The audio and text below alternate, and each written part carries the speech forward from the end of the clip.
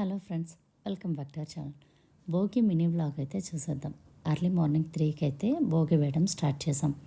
కావాల్సినవి తీసేసుకున్నాను. పసుపు, కుంకుమ, కర్పూరం, సాంబ్రాన్ కడ్డీలు, అక్షింతలు కొన్ని. ముందుగా మనం చిన్న ముగ్గు వేసుకొని భోగి అనేది వేసుకోవాలి.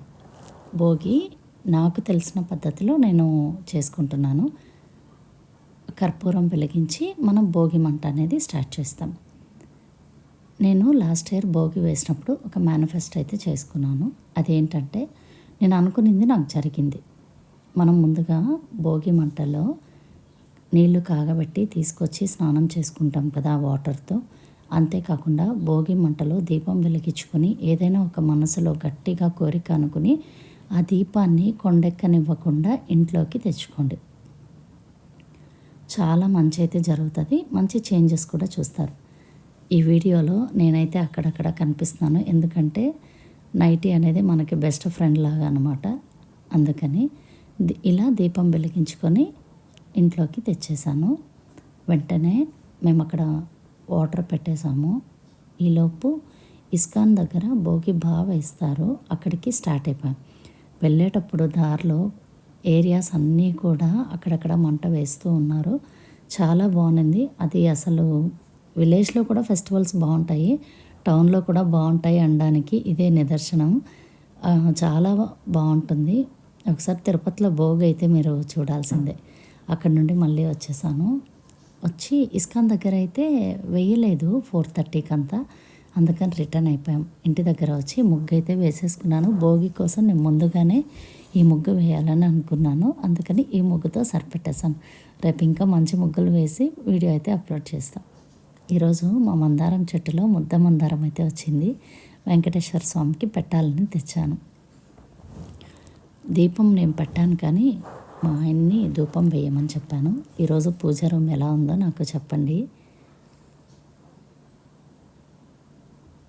ధూపం అంతా వేసి అయిపోయిన తర్వాత భోగి పళ్ళు పోయాలని భోగి పళ్ళుకి కావాల్సినవన్నీ కూడా సిద్ధం చేసి పక్కన పెట్టేసుకున్నాను. మనము భోగి పళ్ళు పోసేటప్పుడు 3 కానీ 5 కానీ 7 కానీ వస్తువులు వేసుకోవచ్చు. భోగి పళ్ళు 14 సంవత్సరాల లోపు పిల్లలకి పోయొచ్చంట. నేనైతే 12 అనే అనుకున్నాను. నాకు ఈరోజే తెలిసింది 14 సంవత్సరాల వరకు పోయొచ్చని.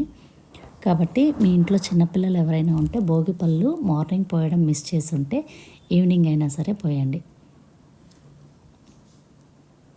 ఈరోజు మా దేవుడి రూమ్ ఎలా ఉందో చెప్పండి.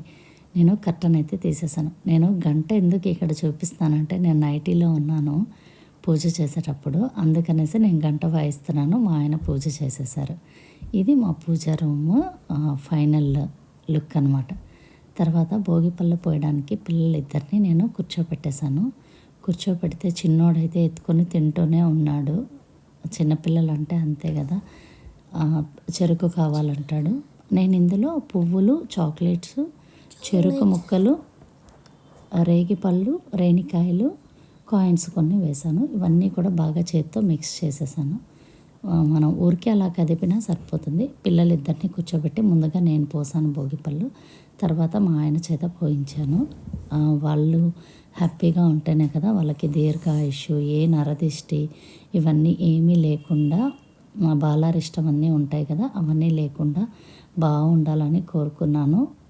ఇంకా పిల్లల మీద పోసేసి మళ్ళీ మా సార్ చేత కూడా పోయించేశాను. చిన్నోడైతే ఎత్తుకొని తింటూనే ఉన్నాడు. తర్వాత చిన్నోడు ఫైనల్గా వాళ్ళ అన్న మీద పోసాడు భోగిపళ్ళు. ఇదే సేమ్ వీడియో ఇంతకు ముందుది కూడా ఉంది.